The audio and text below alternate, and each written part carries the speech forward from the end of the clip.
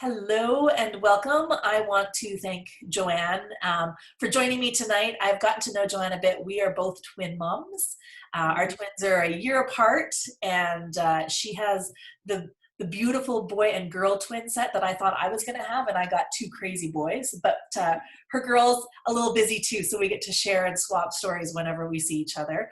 And that's how we met originally. The reason I asked Joanne on tonight is because she is the owner and lead trainer at Calgary Pilates Center. And in case you're looking or you've been interested in Pilates, they actually have online courses right now, and you can check them out. Their website is calgarypilates.com, and I'll make sure we pop that website in here. She has over 15 years experience in training, and she was introduced to Pilates while working on her master's at NYU, which I didn't know. That's very cool, which has become an integral part of her career and her training in movement analysis and applied kinesiology. Her clients have ranged from NHL players, Olympians, and Cirque du Soleil artists. I'm sure that would have been very cool. Yeah, it's some crazy bodies. I bet. I've seen them when we went to Vegas, and they looked like they were the most fit I've ever seen. Yeah.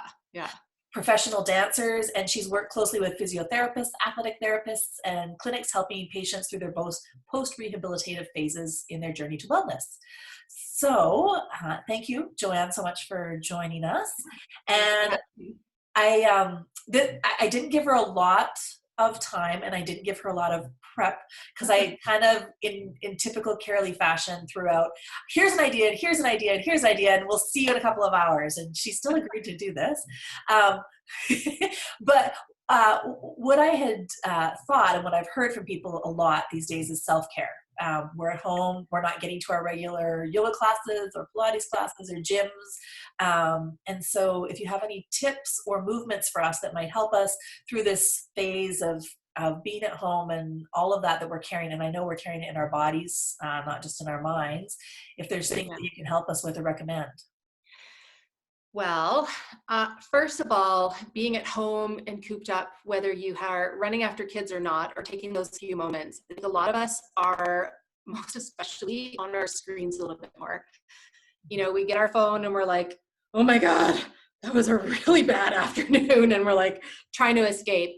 Or we're working from home and we're stressed out and trying to tap our way through however much work while our kids are running around and interrupting us. And so our postures are starting to do this. And the other thing we're trying to do, I'm just going to back up a little bit, is not only do our shoulders round forward, but we start to really compress through the front of our ribs.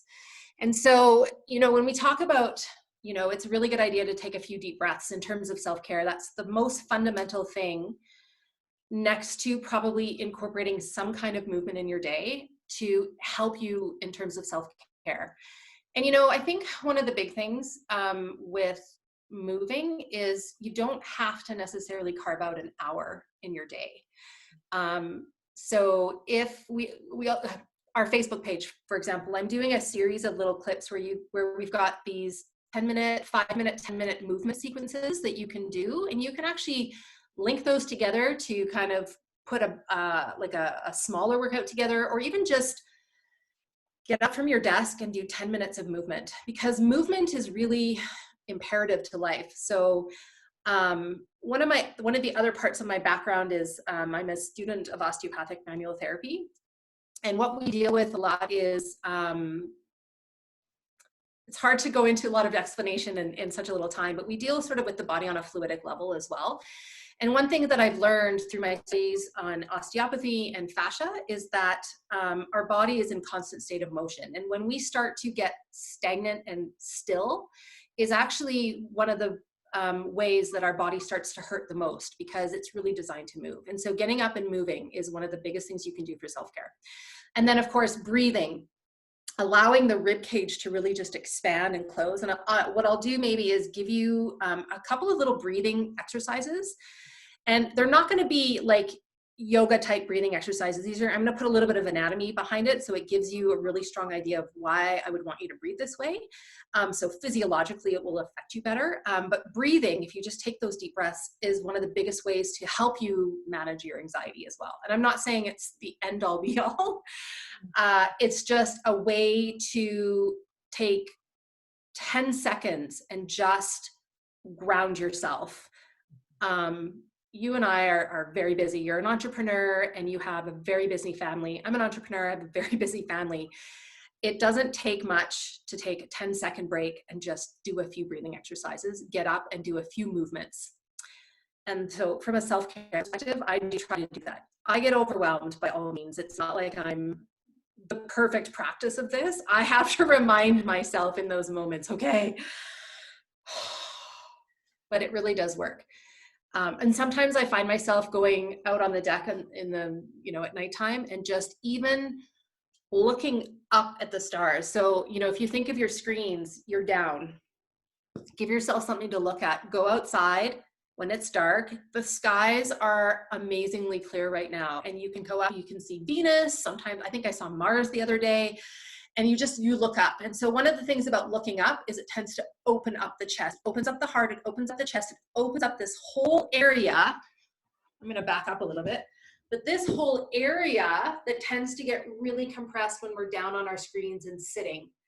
Sitting is the new smoking, if you've heard that saying. Sitting, but I like that. Yeah, sitting is the new smoking. I mean, people are much more aware now of how smoking can impede your health. Sitting can be just as bad. You sit in these postures where your fluids can't move and you can't live. I mean, when I talk fluids, it's like blood circulation, fat drainage, even nerves to a certain extent they run along a fluid transmission, which is fascia. So moving is really imperative. Amazing. I just went off on a huge tangent there. I love that. I was taking notes. Actually, I don't know if you saw me do that. I was like, oh yeah, because breathing is so important. It was a bit of a thumb pointing at me because one of the things I've been working really hard with my kids on, as I can tell they're anxious, is working a lot on them breathing and trying to take control and control themselves with breathing. But as you were talking, I was thinking to myself, okay, you do a really good job of focusing on breathing. And I can hear them talk to each other now where they're like, just breathe, Dexter. Or, I'm like, when was the last time I sat back other than trying to do some meditation and getting kids climbing on me? And it didn't, when was the last time I took some time to breathe? So that is such great advice. And it's so simple. And yet I hadn't heard it for myself. So. Yeah. So why don't I just go from that? So when you breathe, and I'm going to give you, I'm an anatomy nerd. So I'm going to give you a little bit of anatomy background because sometimes when you understand why you're doing something, it empowers you to take more steps towards doing it. So if you think about your rib cage. Okay, I'm just going to sit up here a little bit. Okay. So rib cage from here, you probably can't see very well because I'm not in a great. I just about went to adjust my screen, but it's you. Okay, there you go. So rib cage. But your rib cage, think of it as a cylinder. So it's this round cylinder. And in it lies the diaphragm muscle. So the diaphragm muscle is like a dome, like this, when it's in a relaxed state or an exhale phase. And when you take a breath in, ideally, you want the diaphragm to, I'll just turn this way, you want the diaphragm to expand three-dimensionally. So there's this element of the diaphragm has to move down, pulls down, and then it also expands circumferentially. So it goes front to back and side to side. So 3 dimensions. So when we breathe, you want to almost feel more like the rib cage is expanding in these three dimensions, I suppose, the forward back, the side to side, and then also have a sense of length as you breathe in. So you can do this a couple ways with your hands. You can even you can wrap your hands this way or this way to sort of feel the sides of your rib cage, because the sides and the back of the rib cage tend to be the most underutilized or the most unaware areas. Like we're really aware of the front of our ribs, but it's hard to get into the back of the ribs. So if you can kind of just feel, and then as you take a breath in, you want to feel that expansion through back and side a little bit more so that it matches the front, and then exhale and let the whole rib cage collapse again. So effectively what you're doing is you would extend that or open the diaphragm, or it descends, and then as you exhale, it would redome. And if you can close your eyes and you can visualize that. And neurologically, that's almost enough to sort of reconnect for that diaphragm to start pumping. And the reason it's so important is that the diaphragm, when we talk about the core, which I think we'll probably talk about later, is how do we build a better core? I think there's a lot of misconceptions about the core. What we see, out there with like boot camp and like, let's get fit and like 6-pack abs and stuff like that is great. But what we forget is that there's a certain mechanism deep within the body that's basically our deeper or our inner unit or our core stabilizing system. And it's composed of 4 muscles, which I won't get into, but the diaphragm is actually composed of 1/4 of the core unit. And it's what's really responsible for keeping your low back and your pelvis in a healthy state. So when you're moving, it keeps that area stable. And those are not muscles that, you pick up weight and you train with it. It's actually connected more mindfully. It's a neurological connection more than anything. And so breathing can help you reconnect that. The other thing, if we're looking at postpartum moms or people who've been sedentary or anything like that, is incontinence and pelvic floor issues. And what we do know is that the diaphragm and the pelvic floor are quite linked. And so if you can get your diaphragm, if you can get a good breathing going, it can affect to a certain degree pelvic floor function as well. So I'm not saying, everything is very interconnected. So I'm trying not to make claims that if you do this, then this will happen. That's not what I'm saying. Everything is so connected. And so you can't necessarily just work pelvic floor without working breathing or work your 6-pack abs to alleviate low back pain. It's like this whole integrated unit. And so breathing is your most basic level of reducing back pain and restoring core function. That is awesome. Because I love anatomy, and back in the day, I took anatomy and I even taught a little bit, but I think that was early enough that I don't know that the connection between all of that interconnectedness and the mindfulness with it too, I think is huge. Yeah. Awesome. Yeah. Thank you. That was. So breathing. The most basic thing that you can do for self-care in a multidimensional kind of way. Awesome. Yeah. Awesome. So there's a couple of things you can also breathe in through your nose is what normally people would do. But when you breathe out, there's actually a couple of different ways you can also breathe out. If you do, and you can place your hands just like on the front of your belly, and obviously sit up tall, because if you're slouched, it actually impedes your diaphragm function. So you sit up really tall, ground your sit bones, and as you breathe in through your nose and out through, you can make a sh sound like shh. And you can actually have a sense, if you do it with your eyes closed, that's fine too, but you'll have a sense of almost a deep core connection. Depending on where you are, you can also feel almost the pelvic floor lifting with you as it kind of connects into that pressure system that happens within the body when you breathe appropriately. So a couple of breathing tips for techniques. Yeah. Thank you. Even if you take 3 to 5 breaths, you're good. You're good to go. Just something. Yeah. And the movement too. Yeah. I did not know. Okay. Yeah. So sorry, you're cutting out a little bit. So I think that's probably my internet. No worries. I was just saying, I didn't realize that sitting was the new smoking. So yeah, that will be changed around here. Yeah. So even if you just get up every 15 minutes and even just take a walk around your desk, try not to go to your pantry. Yeah. Totally get that. Take a walk and get a glass of water. So hydration is important. Hydration is important because our bodies, we talk about drinking water and it's like, yeah. But when you really sort of get down to it from an anatomical perspective, our bodies are made up of 70% water.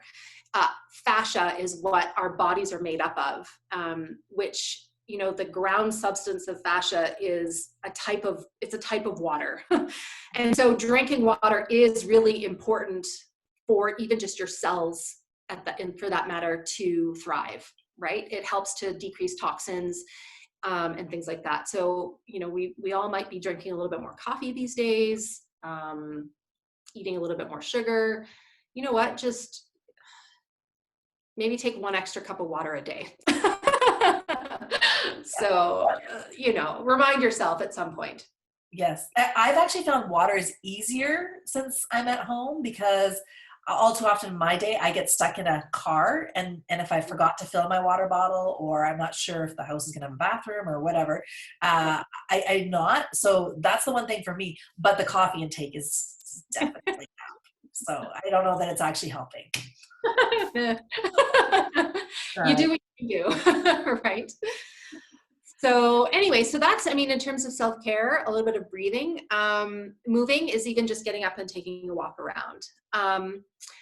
Something that I like to do whenever I can remember is if I've gotten up and I've been really slouching and sitting and compressing my body is I'll kind of ground myself in a certain way. So I'll see if you can back up here. I wore my fancy pants for you all. I like it. Okay, so even if you just stand up from your desk, if you take a little walk around, and even to ground yourself is just to sort of place your feet hip distance apart. It doesn't even matter if your toes are pointing exactly straight ahead, but I want you to feel the floor. So if you imagine your feet, I use the image with a lot of my clients like a big tree, where if you see a tree with a big solid trunk, imagine those roots going down into the ground and just feel the feet into the ground and it's almost like the energy growing down into the earth. And then from there, so I want you just to slouch down for a second. Doesn't that feel normal? I want you to feel, starting from your feet, I want you to feel like you're pushing yourself from your feet up. Now slouch again. This is more of an awareness exercise. And then push with your feet and stand up. Push, push, push. Notice the activity in your legs. They might feel a little bit more alive. Notice also the activity in your core. Yeah, my sacrum actually adjusted. Oh, well, there you go. Hopefully for the better. Yeah, I think so. And then the other thing I tell people is to imagine the tops of your ears or the very topmost of your head really just growing up to the sky. So imagine your feet are the roots of the tree, your legs are like the tree trunk, and then your shoulders, your neck, your head are like the branches that kind of reach out. So, and I don't want to get too like woohoo, but like I find that tree is very earthy, it's very grounding, but it's a great image for the body as well to ground yourself. And just as you stand here, just notice how, and I'll face the side, but notice from here, if I sink and I kind of, you can see how I start to shift back and forth with my pelvis and my ribs, and I start to get a belly pooch. That's another thing, is if you push and you lengthen, and it's really more about lengthening front and back evenly, you'll notice that your core starts to lift and the belly will start to flatten out a little bit as well. And then just imagine your shoulders going by and just stand there for a second and then do your breathing. And even that in itself can help the body reconnect. Yeah. How do you feel? Yeah, it's I can feel muscles in my shoulders and in the upper back that they've been stretched the wrong way, and I didn't touch that. Yeah, and so I mean, these are just really simple because I get it. Like, you know, you don't have time sometimes to do a whole hour workout. Like, I find myself having to get up now at 6:30 to do a workout, and even then it's 45 minutes. And if I can add a little bit out through the day, the body starts to remember. But the more you do it, the more the body will remember, and it'll start to change over time. And so all it takes is a little bit of conscious awareness when you're doing something for the body to really connect to it. Yeah. And that's just a simple posture thing. So yeah. And those are things that we, like you said, they only take a few minutes, but they're things that you can do even with kids running around. They're things you can do with kids. And that's one of the things that I've tried to do is find things that I can connect with that they can, like my kids pull out yoga poses every now and then now. And like I said, with the breathing, they talk about the breathing because it's just things that we do together because I know I won't find time to do it if I don't. And what else do we have to do right now? So yeah. Exactly. Yeah. So, you know, when I do have a good hour for self-care, I do something called Melt Method, and it's something that we've actually started offering on our virtual classes now. And Melt Method is, I love Melt Method. It's so complimentary for everything, but it's not an exercise thing. It's more, I mean, there's movement involved, but it's more of a self-care treatment that you can do at home. I've got my trusty little melt roller here. And you can do this stuff. Once you start learning about it, you can do it every day, 10 minutes a day. And it helps to rehydrate your fascia, which pretty much everything in our body lives in fascia. And so that's, if I have a full hour, I give myself the freedom to do one of these treatment protocols. So feel free to check it out. I made a note of that for sure. Yeah, I didn't, really. you know what? This is silly and I feel embarrassed. I haven't checked out any of the things you've been writing on Facebook. So I have a note here to go over and check those out. And I'll make sure that I put your Facebook page here too, so that people can check it out and find those spots. Yeah. And Instagram as well. We do a lot of it on our stories as well. Okay, perfect. I will add all those links here. Yeah. So in terms of when people are kind of getting back to working out, like feeling strong,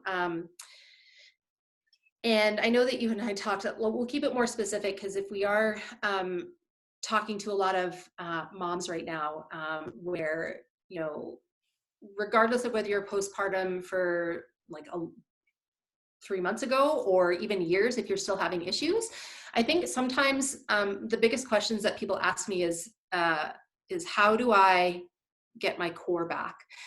And I think that one of the things that in my almost 20-year career in Pilates method teaching and post-rehab from a movement perspective and movement analysis is people don't really have a good understanding of what a core is. It's kind of a term that's thrown out there a lot, you know, and even from physiotherapists, I've had clients come in and said, my physio said that I need to do some core strengthening, but that's all they said. And so one thing that I would like to maybe give you an idea about is when we talk about the core, that it's multifaceted. And I think a lot of times we're so quick to get those bodies back that we kind of go too hard too fast. And it's not even, it's not that going hard is bad, but if you're not doing it from the perspective of being stable, then you're really trying, it's like building a high-rise building on a foundation of straws.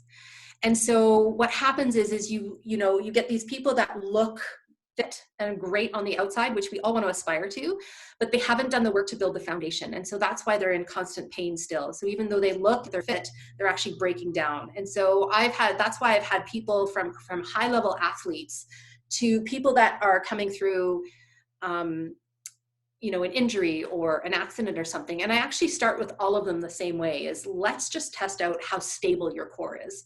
And there's so many things that you have to look at when you're dealing with core, that it's not just about doing a lot of sit-ups or crunches or something like that.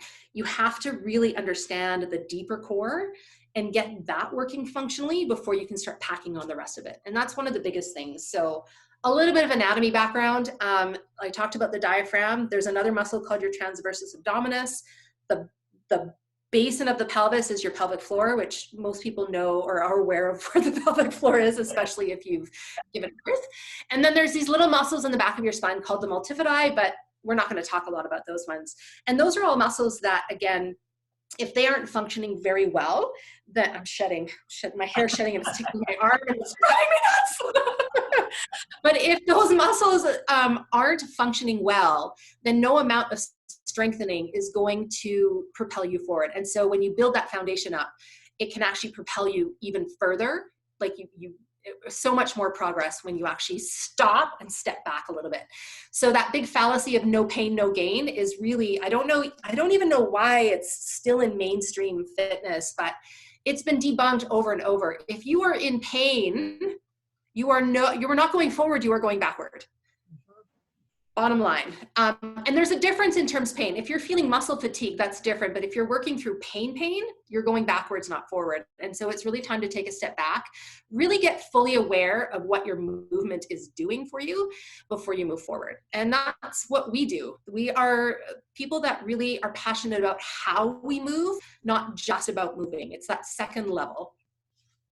Yeah, and I love the way you explained that, because I think, I mean, my background before this was coach and basketball and all that, and I mean, we thought then that core was depending on what your abs look like, right? If you had a flat belly because that meant everything was tight, or if you had your six pack or whatever, you had a good core. And the reality is probably you made it. You may have, you may not have, but it's really the deep stuff you can't even see that make the difference in the core.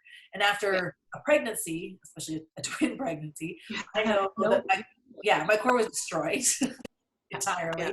And it's funny because I thought I'd done a good job of bringing some stabilization, but I think I had said to you that I chase the boys around as they're riding their bikes and get back home, and I'm like, oh, yeah, that hurts, and that's probably a core issue. I haven't paid attention to it in a while, and yeah. Yeah. So I don't know what our time looks like, but I can show you like one or two of my favorite exercises, even just for, it's not even building the core, but even just creating awareness for the core. And another thing I'd like to tack on is there's a difference between core strength and core stability. And therefore you have to train the two very differently. And so what I'm going to look at is the core stability aspect, because I find that once you're stable, the strengthening part comes a lot easier. Okay, so I'm gonna just tip my computer down so I can see my mat here. Can see it. All right. Now, can you see me? Mm-hmm. Okay. See you and the fancy pants. And the fancy pants, yes. So even just one thing that I like, and I usually get people to kind of grab a towel or something so they can prop their head up a little bit so that they're not sitting with tension in the back of the neck. And then just finding the sense that your pelvis is in what we call neutral, where if you're to place your hands on the bones, like the bony protrusions here, which are called hip bones, or I could go anatomical, but I won't. And you have a sense that this is like a flat parallel to the floor. Like you could have a cup of tea and it wouldn't tip, or a glass of wine, a beer, whatever you want to visualize, and it wouldn't tip either way. And then I usually get people to place their hands on their pelvis and really feel sort of as though the front of the pelvis, the back of the pelvis, and the two sides are kind of pulling into a center. That's kind of getting into the pelvic floor a little bit. And then I'll get people to imagine that you've got another glass of wine on one knee, and take the other knee and just start to open it up to the side. And what you'll notice is if you are really tight in the hips, or your lack stability, is that what'll happen is you'll start to, I don't know if you can see this, but I'm lifting the other hip. What you want is to try and keep the pelvis absolutely still and just let the knee open with control. And then when you lift it back up, again, keeping the pelvis really still and closing it back together. You also don't want to compensate with the other knee because you counterweight, that's cheating. You won't do that either.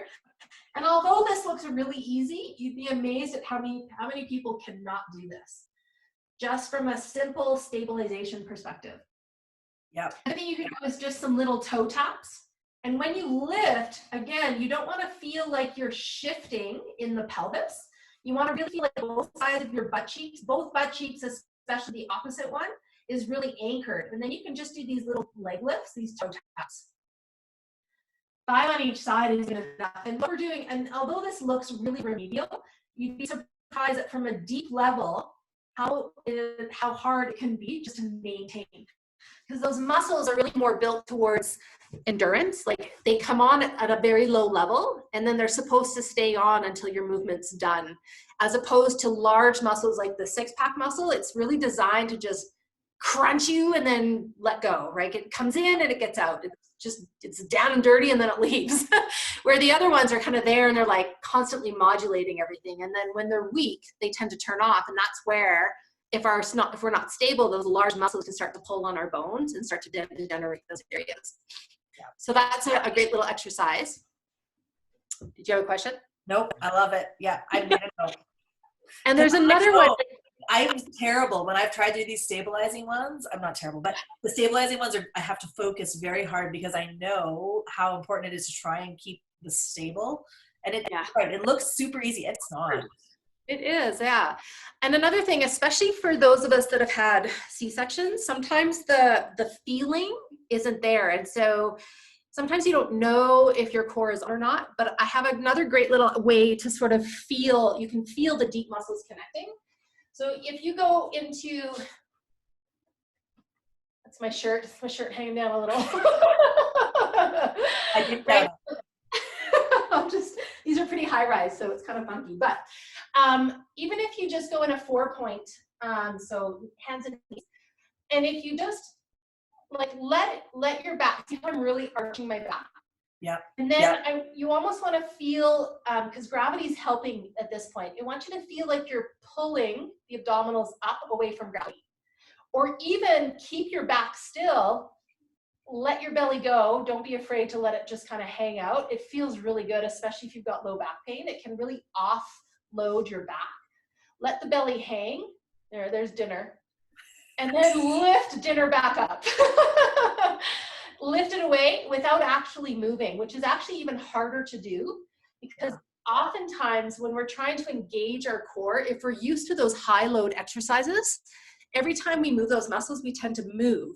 Mm-hmm. But if you can actually not move and engage the muscles, that's where you're working from a deeper level. Mm-hmm. There we go. So again, 4-point kneeling. You can hold your back, so not overly arched, not overly rounded. You want to have a very soft, small, soft curve in the low back. Let the belly muscles go, and then pull the belly muscles in. That's impressive muscle. Yeah. Pardon me? That's impressive, I gotta say. I'm afraid of what would happen if I let the belly go for a while. I'm gonna have to work on that without a camera. Without a camera, it's fine. But it's fun because gravity sort of acts as sort of a resistor. And so I find that for anybody that's had trouble feeling anything at a deeper level, it's a really great way just to kind of reconnect and have them feel. Because sometimes if you feel it, it's like, oh, yes. Yeah. You don't trust yourself that it's working if you can't feel it. So it's a great way to do that too. And that's a great point. I hadn't thought about the cesarean. I mean, I had a C-section too, and I hadn't thought about the effects of not being able to feel because of that. Yeah, because sometimes if they cut through the nerve, which sometimes they can't help, you sort of get a loss of sensation. So it's a great way to do that. So yeah. Awesome. I mean, I've got lots of tricks up my sleeve for sure, and so do most of the girls at the studio, but even just little things like that. Before we work into those high loads, we tend to get people moving efficiently, the mechanics efficient, before we start packing on a lot of the load. That was awesome. Thank you so much, Joanna. Yeah. And especially thank you, because it really wasn't long notice that you got. I really do hope that anybody who's watching this on the replay or listening to the podcast takes some time to go check out your Facebook page and your Instagram. I'll make sure I link it here. And hopefully we can have you back to build on it a little bit more. Maybe we'll get some questions from this, and then we can build the next segment entirely on that too. Happy to do that. Yeah, for sure. Awesome. Well, I'm going to turn off the record. Okay.